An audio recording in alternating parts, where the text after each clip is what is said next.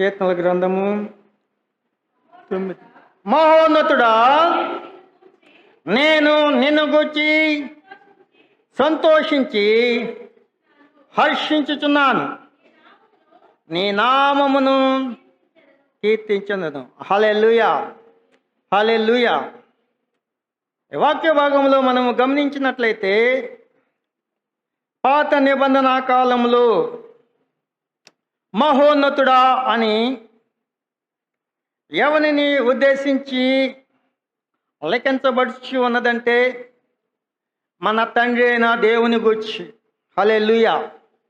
మన తండ్రి అయిన దేవుని గూర్చి మహోన్నతుడా అని లెక్కించబడి ఉన్నది.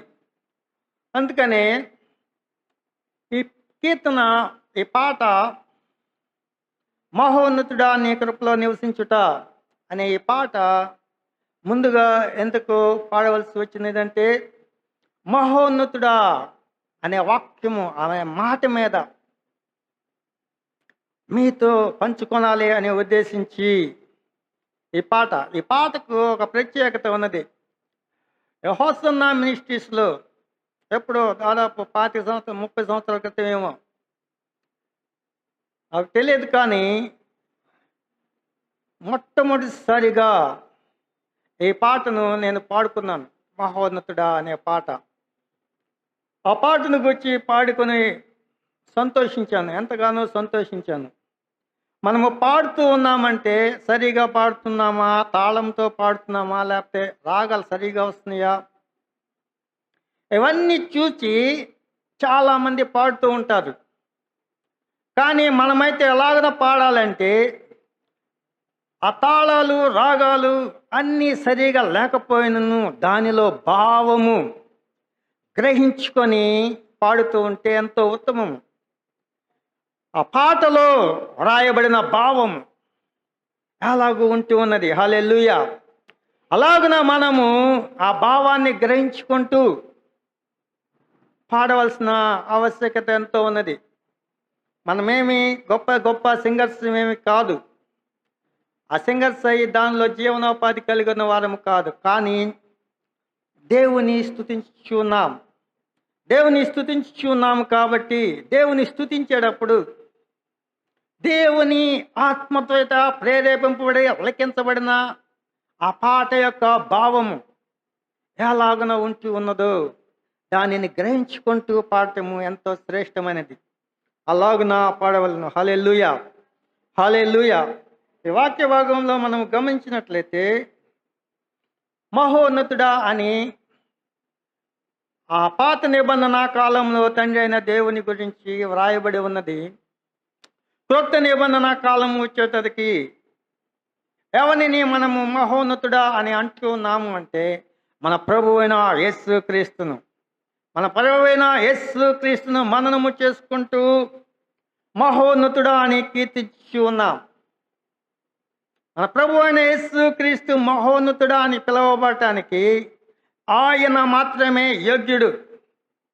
ఆయన తప్ప మరి ఎవ్వనికి ఈ లోకములో అట్టి ఆధిక్యత లేదు. ఎందుకంటే తండ్రి కుడి పార్శ్వము నుండి ఆయన చేస్తూ ఉన్న రాజ్య పరిపాలన చూచి అన్నీ నేర్చుకుంటూ ఉన్నాడు. ఎలాగన చేయటము తండ్రికి ఇష్టము, అలాగన సమస్తమును చేయటానికి యేసు ప్రభువు శరీరధారి భూమి మీదకి రాక మునుపు తండ్రి కుడి పార్శ్వము నుండి సమస్తమును చూచి ఉన్నాడు, సమస్తమును గ్రహించి ఉన్నాడు.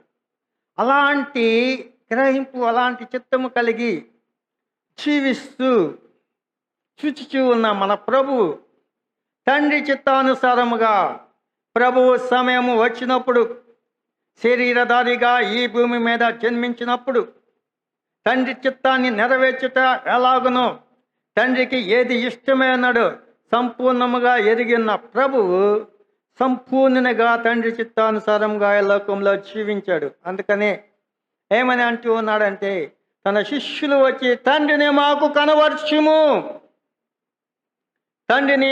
కనబరచుము అన్నట్టు అది అడిగినప్పుడు వారితో చెప్పిన సమాధానం, మీరు నన్ను చూచుచూ ఉన్నారు కదా, తండ్రిని చూచిన దానితో సమానమని ఇంకను గ్రహింపుకున్నారా అని అంటూ ఉన్నాడు. మనము ఈ భూమి మీద యేసు ప్రభువు శరీరధారి నివసిస్తూ ఉన్నప్పుడు తండ్రి వేరు, కుమారుడు వేరుగా ఉండలేదు. కుమారుడు తండ్రి ఏకమునై తండ్రి చిత్తాన్ని క్రియారూపకముగా జరిగిస్తూ ఉన్నాడు. తండ్రి చిత్తము మాత్రమే జరిగించి ఉన్నాడు. ఆయనకు మరి ఏ విషయంలో తన ప్రాణమును పెట్టుటకు మరలా తీసుకొనుటకు అధికారము కలిగి ఉండను. అలాగున తీసుకొనలేదు. తన ప్రాణమును పెట్టి ఆ మరుసటి రోజు తీసుకొని ఆ మరుసటి రోజు లేవవచ్చును సజీవుడై. కానీ ఎలాగన తండ్రి చిత్తము సంపూర్ణంగా నెరవేర్చబడి వరకు ఇంకను ఎదురు చూచుచు ఏమైనా అయితే ఎలాగన చేప గర్భంలో ఉంటూ ఉన్నాడు, అలాగన 3 దినాలు తండ్రి చిత్తము కొరకు నెరవేరుస్తూ అలాగన నిరీక్షిస్తూ ఉన్నాడు. పాతాళము బంధించలేదు. హల్లెలూయా. మనము కానీ మరణిస్తే మనము చేసిన దోషములను బట్టి పాతాళము బంధిస్తూ ఉంటుంది. పాతాళము వెళ్ళనీయదు.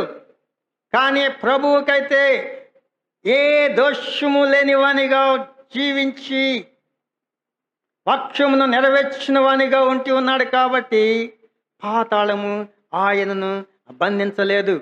తన ఇష్ట ప్రకారము రావచ్చు, మరలా పోవచ్చు. అంత అధికారము కలిగి ఉండి కూడా ఆయన తన స్వచిత్తము ఏమి నెరవేర్చుకొనక దేవుడు 3వ దినమున మన ప్రభు అయిన యేసుక్రీస్తును లేపునని వాక్యమును ఆధారము చేసుకొని అలాగన 3వ దినము వరకు నిరీక్షించి తన తండ్రి వాక్యమును సంపూర్ణముగా నెరవేర్చిన దేవుడు ఆయన. హల్లెలూయా, హల్లెలూయా.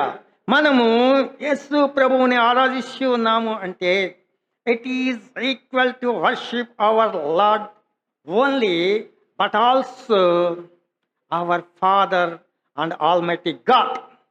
మనము సర్వశక్తిమంతుడైన దేవుని యేసు క్రీస్తు మూలముగా తండ్రిగా అయిన దేవుని ఆరాధిస్తూ ఉన్నాము. దానితో సమానముగా ఎంచబడుచు ఉన్నది.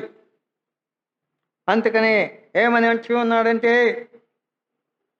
మహోన్నతుడా, నేను నిన్ను గూర్చి సంతోషించి హర్షించుచున్నాను, నీ నామమును కీర్తించెదను. నిన్ను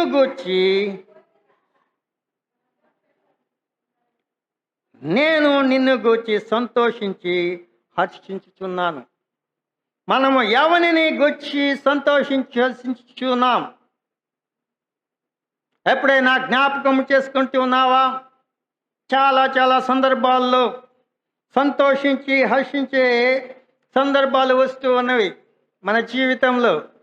మనము దేని విషయమై సంతోషించి, కొందరైతే ఉద్యోగం విషయమై, కొందరైతే తమకు కలిగిన జ్ఞానముని విషయమై, కొందరైతే తమకు కలిగిన ఈ లోక సంబంధమైన సంపదల విషయమై, ధనము విషయమై సంతోషించి హర్షించుతూ ఉంటారు. కానీ మనము దేని విషయమై సంతోషించి హర్షించాలి అని ఆలోచన చేస్తే, నేనైతే అలాగనే ఉంటూ ఉన్నానని ఒకసారి ఆలోచన చేశాను. 1986వ సంవత్సరము నేను ఒక వడ్రంగి వాణిగా చిన్నతనంలోనే ఉంటూ ఉన్న నేను యేసు ప్రభువుని అంగీకరించిన పిదప ఎలాగున యేసు ప్రభువుని స్నేహితునిగా భావించి, హల్లెలూయా, హల్లెలూయా. పాత నిబంధన కాలంలో మన తండ్రి అయిన దేవునికి అనేక నామములు బట్టి పిలవబడటానికి ఉంటూ ఉన్నవి. కానీ వాటన్నిటిలో నాకు ఇష్టమైన నామము ఏమిటంటే సైన్యములకు అధిపతియగు యెహోవా. ఆ సైన్యములకు అధిపతియగు యెహోవా అంటే ఒక నా శరీరంలో బలము. తండ్రి నామమును ఉచ్చరించడం బట్టి, ఆయనకున్న శక్తి సామర్థ్యాలను బట్టి మననము చేసుకుంటూ ఒక ఉత్తేజము అలాగన ఉంటూ ఉన్నది. అది ఎంతో శ్రేష్టముగా ఆకర్షించబడిన నామముగా ఉంటూ ఉన్నది. అయితే నూతన నిబంధనలో క్రీస్తు యేసు నామమును ధరించుకొని దేవుని సంపూర్ణ తత్వము మూర్తిమత్వమైన యేసు క్రీస్తుకి ఇవ్వబడిన నామాలలో అనేకములు ఉంటున్నాయి. సహోదరుడా అని, కొన్నిసార్లు యేసు క్రీస్తు అని, ప్రభువు అని, రక్షకుడని, అభిషిక్తుడని ఎలాగ పిలిచినను వాటన్నిటి విషయమై నాకు ఆసక్తి ఏది ఉండేది కాదు. ఆలోచన చేస్తూ ధ్యానిస్తూ ఉండేవాడిని. కానీ ఒకే ఒక్కటి, స్నేహితుడా. హల్లెలూయా, హల్లెలూయా. నేను ఇవన్నీ మాటలు పలికిన, నేను మీతో స్నేహం, నేను మీ స్నేహితుడిగా సమానముగా ఎంచుకున్నానని పలుకబడిన వాక్యమును బట్టి మిక్కిలి సంతోషించడం జరిగింది. హల్లెలూయా. ఆ చిన్నతనంలో ఒక ఫ్రెండ్ ఉండేవాడు, క్లోజ్ ఫ్రెండ్. ఎప్పుడు మేము సహవాసం చేస్తూ జీవిస్తూ ఉండేవాళ్ళం. అయితే యేసు క్రీస్తులో వచ్చిన తరువాత యవ్వన కాలంలో ఒకే ఒక చిన్న అవిధేయమైన మాట పలికిన దానిని బట్టి చిన్నతనం నుండి క్లోజ్ ఫ్రెండ్గా ఉన్న అతన్ని, నీవు నాతో సహవాసము చేయటానికి ఎంత మాత్రమును యోగ్యుడు కాదు. From your scriptures disobedient came. నీ వ్రాతలలో అవిధేయత, ఎలోక సంబంధమైన వ్యసనము కనబడుచున్నది. కాబట్టి I am not liking you. నేను నిన్ను ఇష్టపడటం లేదు. ఎంతో స్నేహితుడిగా ఉన్నా తీసివేసి యేసు ప్రభువుతో నిత్యము సహవాసము చేస్తూ ధ్యానముతో జీవించిన దినములు. హల్లెలూయా, హల్లెలూయా. ఎలాగనా ఒక స్నేహితునితో సమానముగా ఈ లోక సంబంధమైన స్నేహితులు ఎంత మాత్రమును, ఆ స్నేహితులు ఉంటూ ఉంటారు కదా మనకు, అందరికంటే ఎక్కువగా మన ప్రభు అయిన యేసు క్రీస్తుని స్నేహితునిగా ఎంచుకొని జీవించిన అనుభవము. హల్లెలూయా.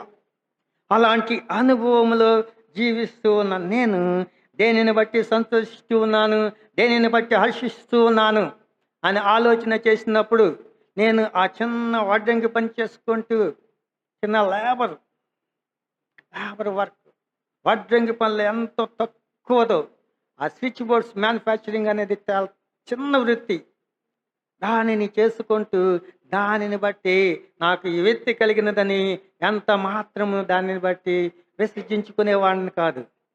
దానిని బట్టి ఆలోచన చేసేవాడిని కాదు. ఎంత తక్కువ స్థితిలో ఉన్నావాడిని, ఎంత మాత్రం ఆలోచన చేసేవాడిని కాదు. కానీ ప్రభువుతో చేస్తూ ఉన్న సహవాసమును బట్టి సంతోషించి హర్షించటం. హల్లెలూయా, హల్లెలూయా.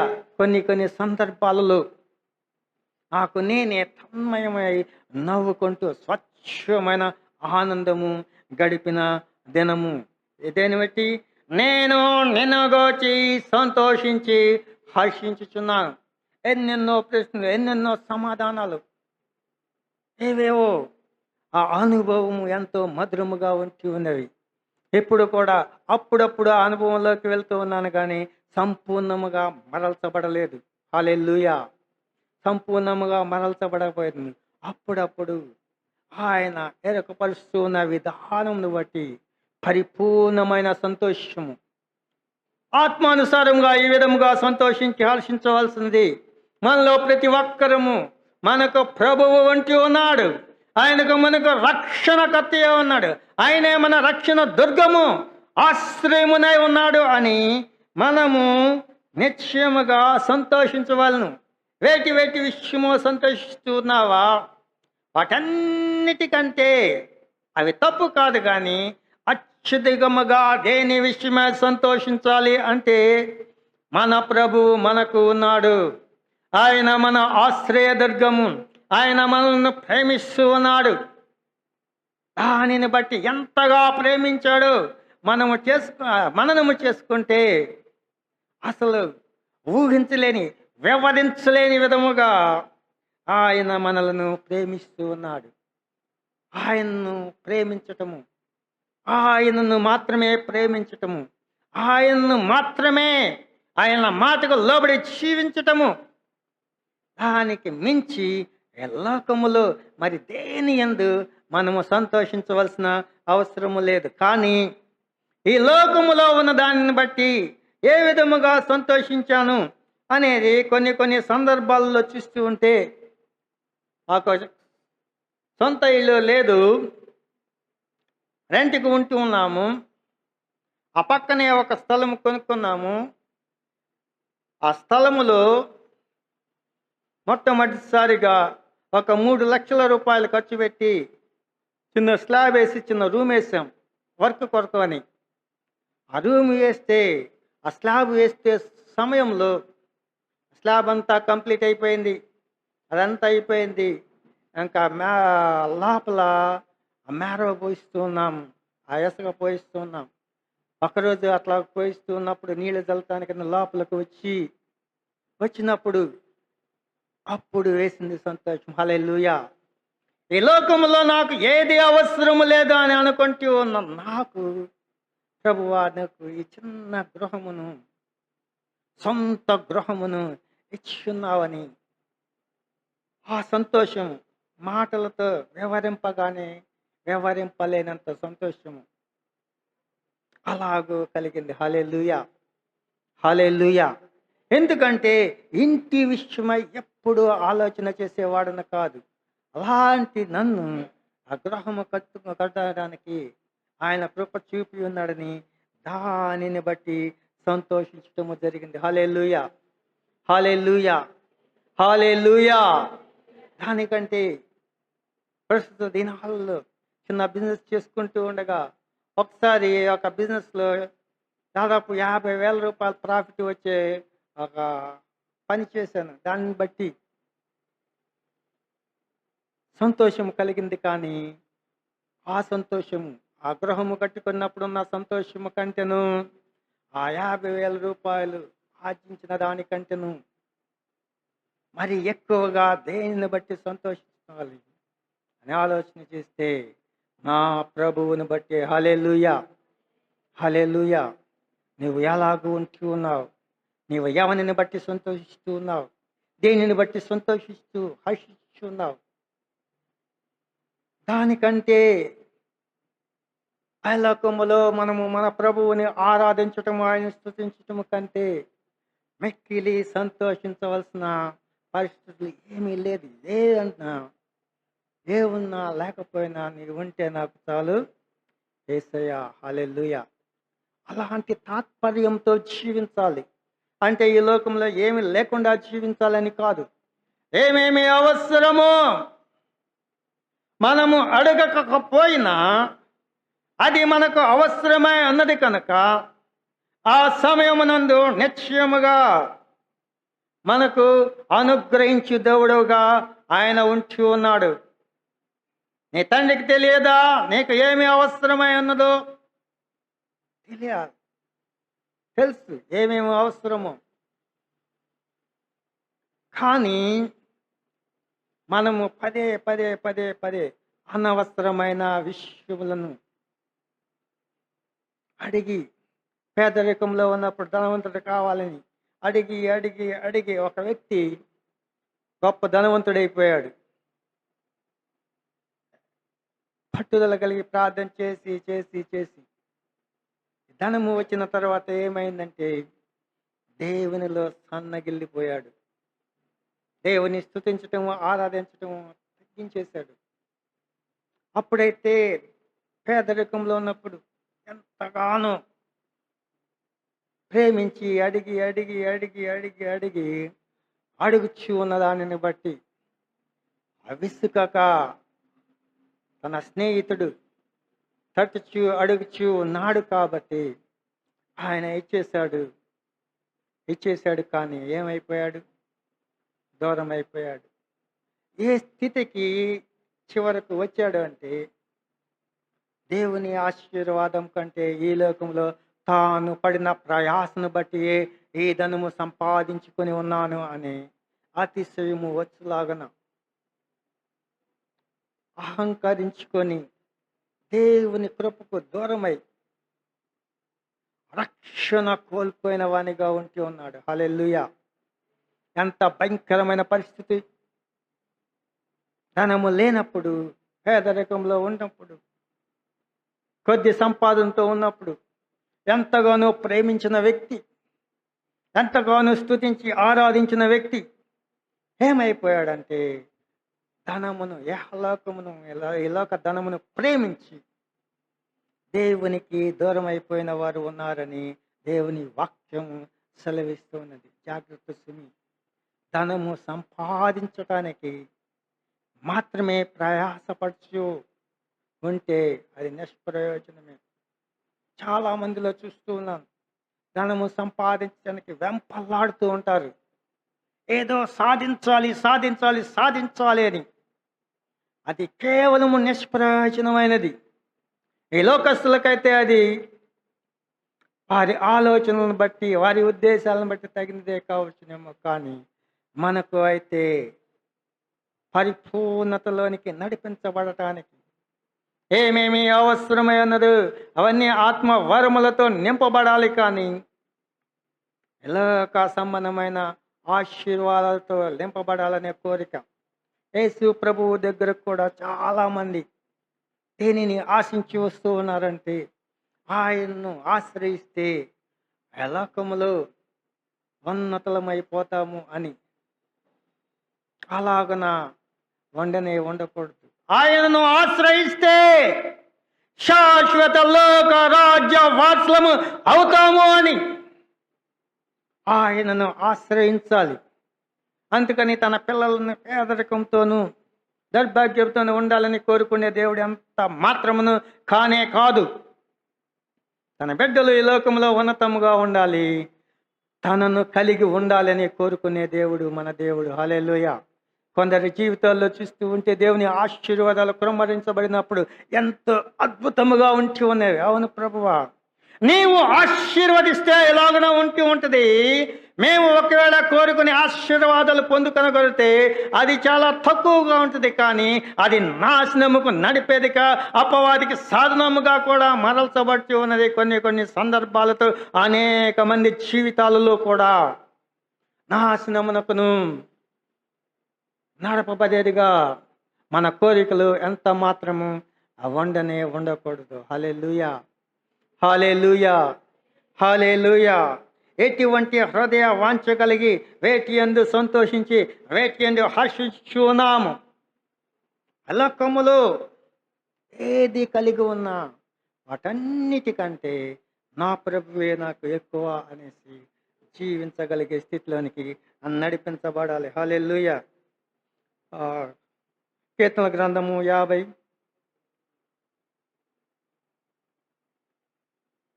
కీర్తనల గ్రంథము 50:14.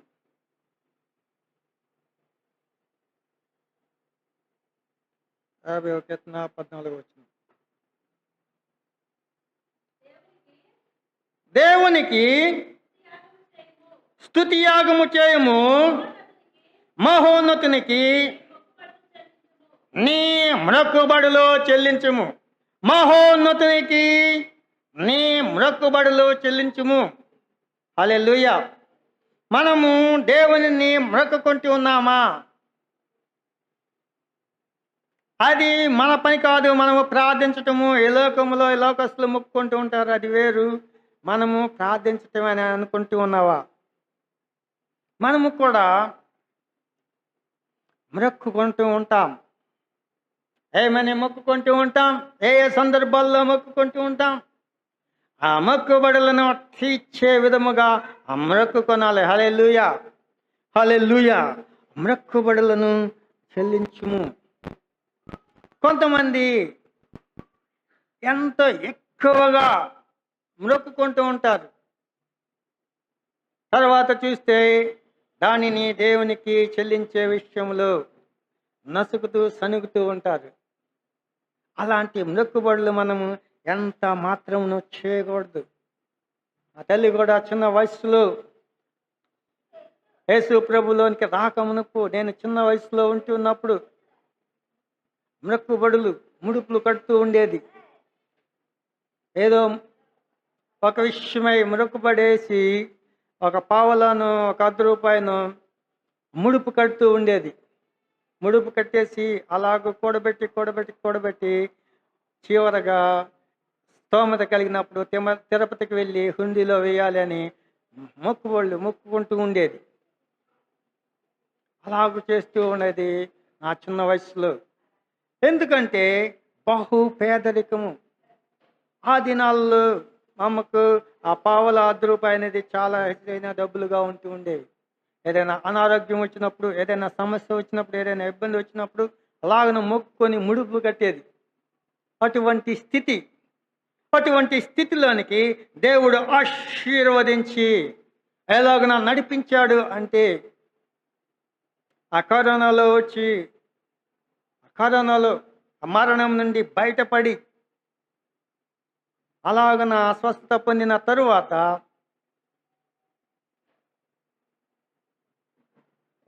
ఏమని చెప్పిందంటే, ఎప్పుడు మనము ఒక మీటింగ్ పెట్టించేసి మన లైన్ అంతా మేము ఉండే బజారు మొత్తం దాదాపు ఎక్కువ మంది క్రిస్టియన్స్ ఉంటారు. మన బజార్లో భోజనాలు పెట్టిద్దాము అనింది. నాకైతే వెంటనే మా ఫ్రెండ్ మాధవ్ జ్ఞాపకం వచ్చాడు. వీళ్లకు పెట్టిన దానికంటే ఏది పెట్టాలి? మా ఫ్రెండ్కు ఒక 10,000 ఇద్దాం. ఎందుకంటే ఆయన రోజు 250 మంది పేదవాళ్లకు, దిక్కులేని వాళ్లకు, అడుక్కు తినే వాళ్లకు భోజనాలు పెడుతూ ఉన్నారు. దీనికంటే ఇది ఎంతో శ్రేష్టమైన పని అని చెప్పినప్పుడు అలాగే నీ ఇష్టం అంది. అలాగన ఇవ్వటం జరిగింది. అది మొక్కుబడి చేసుకున్న దాన్ని బట్టి హల్లెలూయా. మా అమ్మ పరిస్థితులు ఎటువంటిది? పావల రూపాయి మొక్కుబడులు ఉండే స్థితి నుంచి 10,000 రూపాయలు ఇవ్వగలిగిన స్తోమతలోనికి దేవుడు నడిపించి ఉన్నాడు. హల్లెలూయా, హల్లెలూయా. అలాగన ఆశీర్వదించి ఉన్నాడు. అంత కటిక పేదరికం నుండి దేవుడు ఆశీర్వదించి ఉన్నాడు. ఆ తరువాత కూడా అయినా నాకు కోరిక తీరలేదు, మన బజార్లో భోజనాలు పెట్టియాలి, మీటింగ్ పెట్టియాలి అని అడిగినప్పుడు, సరే అలాగే నేను ఇష్ట ప్రకారం పెట్టిద్దామంటే ఆ పెట్టినందుకు 20,000 రూపాయలు ఖర్చు అయింది. పెడితే హల్లెలూయా.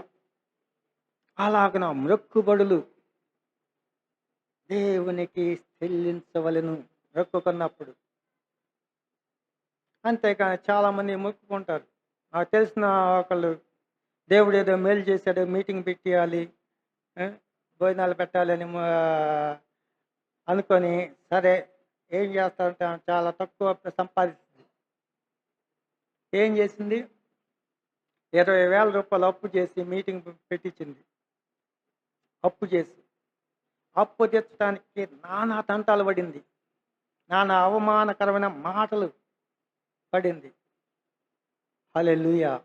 నీకు స్తోమత లేనప్పుడు దేవునితో మొక్కుబడులు చేసుకొనటం మానివేయటం ఎంతో మంచిది. ఉన్నతముగా అది చేయాలి, ఇది చేయాలనుకోవటం ఎంత మాత్రమును సరైనది కాదు. నీకు సామర్థ్యం ఉన్నప్పుడే, సామర్థ్యం కొలది మాత్రమే దేవునికి మొక్కుబడులు చేసుకొని చెల్లించే వారముగా ఉండాలి. హల్లెలూయా. మొక్కుబడులు చేసుకొని చెల్లించలేని దౌర్భాగ్య స్థితిలో ఉండటం కంటే మొక్కుబడి చేసుకోనకుండా ఉండటమే మంచిది. స్తోమతకు మించి మొక్కుబడి ఎంత మాత్రం చేసుకొనకూడదు. దేవునితో జాగ్రత్తగా ఉండాలి.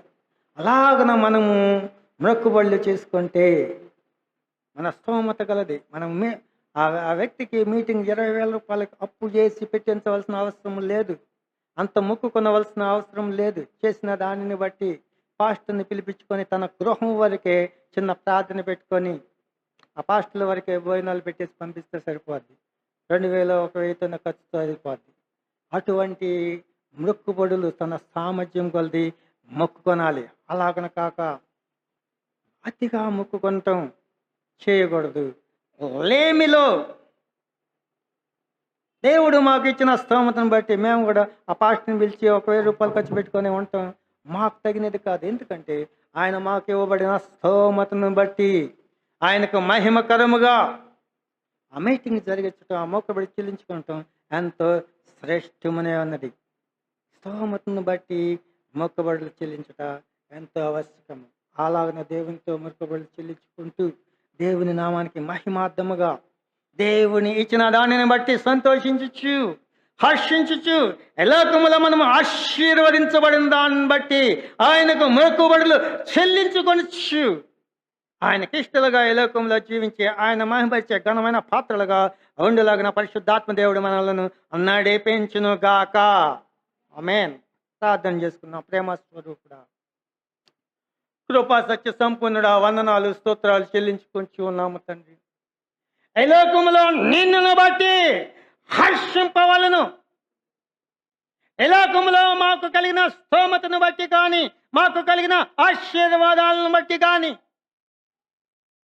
మాకు కలిగిన ఏదైనా ఘనతను బట్టి కానీ సంతోషింపక హర్షింపక నిన్నును బట్టి ప్రప్రథముగా హర్షించవలసిన వారముగా ఉంటున్నాం. అలాంటి గొప్ప భాగ్యము మాకు దయచేయమని వేడుకుంటున్నాం. నీవు మా ప్రభుడు, సర్వోన్నతుడు, సర్వజ్ఞుడు, సర్వశక్తి సంపూర్ణుడు. అటువంటి దేవుని కలిగి ఉన్నాం మేము. ఈ లోకంలో మా స్థితి ఏమైనను పరలోక రాజ్యములో మేము ఈ లోకంలో జీవించిన దానిని బట్టి, పరలోక రాజ్యంలో ధనమును కూర్చుకున్న దానిని బట్టి ఆ లోకంలో నీవు మాకు ఆధిక్యత ఇస్తూ ఉన్నావు కనుక ఆ లోకములో, శాశ్వత కాల లోకములో ఉన్నతులుగా జీవించటము ఎంతో శ్రేష్టము కనుక ఈ లోకములో ప్రభువా నిన్నును బట్టి హర్షించే వారముగా, సంతోషించే వారముగా జీవించవలనని కోరుకుంటూ ఉన్నావు. అలాంటి గొప్ప భాగ్యములు ప్రతి ఒక్కరికి దాచేయము. అలాగనే తండ్రి, నీవు చేసిన దానిని బట్టి కృతజ్ఞతగా మొక్కుబడులు మొక్కుకున్నప్పుడు దానిని చెల్లించుటకు సామర్థ్యము కలిగిన వారిగా ఉండే మొక్కుకొనవలనని కోరుకుంటూ ఉన్నావు. అలాగన నీ నామమునందు మొక్కుబడులు మొక్కుకొంటూ నీ నామానికి మహిమార్థముగా జీవించి నిన్ను గణపరిచే బలమైన సాధనముగా మరల్చుకొనమని యేసు జీవము గల పరిశుద్ధ పుణ్య నామం అడిగి వేడుకొంచు ఉన్నాము తండ్రి. ఆమేన్.